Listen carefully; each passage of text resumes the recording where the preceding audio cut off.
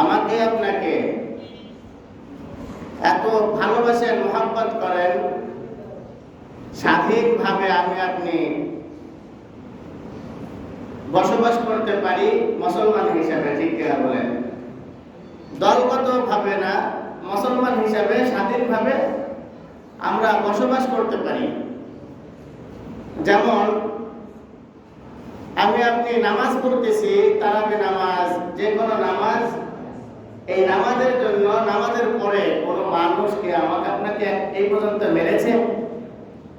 কেউ কি মেরেছে? আমাদেরকে মেরেছে? কেউ মারে নাই। কেউ কি আমাদেরকে গালি দিয়েছে?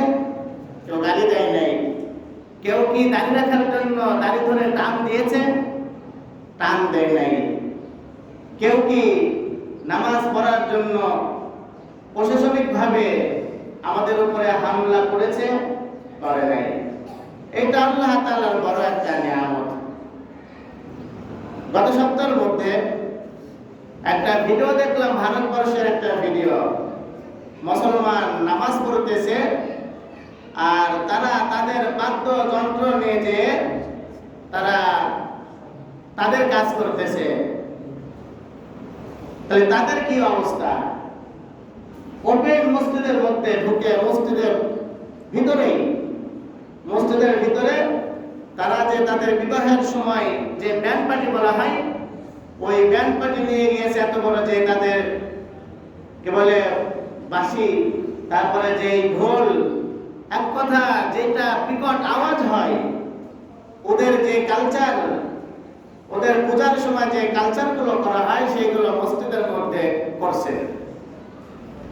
দেখে চিন্তা করলাম যে রোজা রমজান মাস, আমরা কত স্বাধীনভাবে নামাজ পড়ছি, আর আমার আপনার মতন মুসলমান ভাই থাকে হিন্দুদের মধ্যে, হিন্দু রাষ্ট্রের মধ্যে, তাদের নামাজের কত প্রবলেম, কত সমস্যা। খালি তাই নয়, ভারতবর্ষের মধ্যে এমন জায়গা আছে যেখানে মুসলমান তাদেরকে নির্ণয় করা হয় দাড়ি দেখে। দাড়ি নির্ণয়, দাড়ি নিয়ে রাস্তায় বের হয়েছে একদল যুবক, যে হিন্দু যুবক, যে তার দাড়ি ধরে টান দিচ্ছে। আপনিও চিন্তা করে দেখেন, এই দাড়ি যদি টানা হয় কতটা ব্যথা লাগে, আর এটা যদি উপহাস করে টানা হয় তাহলে ওই স্বয়ং আল্লাহ জাল্লা শানুর আরশে আজিম কেঁপে যায়। কারণ দাড়ি কার সুন্নাত? রাসূলের সুন্নাত। আমাকে আপনাকে কেউ দাড়ি ধরে টান দেয় নাই। এই মোল্লা, তুই যে কথা কস, তো আজকে তোর কথা বলার জন্য তোকে দাড়ি ধরে টান দিয়েছে। আমাকে 12টা বছরের মধ্যে কেউ দাড়ি ধরে টান দেয় নাই, কেউ দেয় নাই আমাকে। আমার জানা মতে আপনাদের কেউ দেয় নাই। দিয়েছে নাকি? হ্যাঁ, দিতে পারে। যদি পারিবারিক কোনো ঝামেলা হয়, যদি দলগতভাবে কোনো ঝামেলা হয়, যে এটা ভোট, ওটার ভোট করতে যাওয়ার কারণে, তখন কি মোল্লার মুন্সি দেখে নাই? তখন নামাজি আর বেনামাজি দেখে নাই? তখন কি দাড়ি ধরে আপনাকে আমাকে পিটানো শুরু করছে? এমনটা হইতে পারে, ঠিক কিনা বলেন? সেটা হলো ব্যক্তিগত কারণে। নামাজের জন্য, ইসলামের জন্য, রোজা রাখার জন্য, নামাজ পড়ার জন্য, ইসলামের মধ্যে থাকার জন্য, মুসলমান হওয়ার জন্য আমাকে আপনাকে এমন কষ্ট ফিল করতে হয় নাই। হয়েছে? হয় নাই। তাহলে আল্লাহ তাআলার কাছে কত শুকর আদায় করা দরকার বলেন আমার।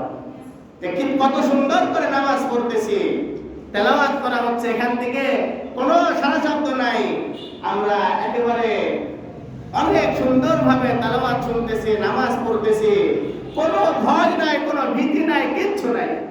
আছে? আছে আমাদের ভিতরে কোনো ভয় নাই যে পিছন থেকে আক্রমণ করবে। এইটা তো হলো পাশের দেশের রাষ্ট্রের কথা বললাম, ভারতের কথা।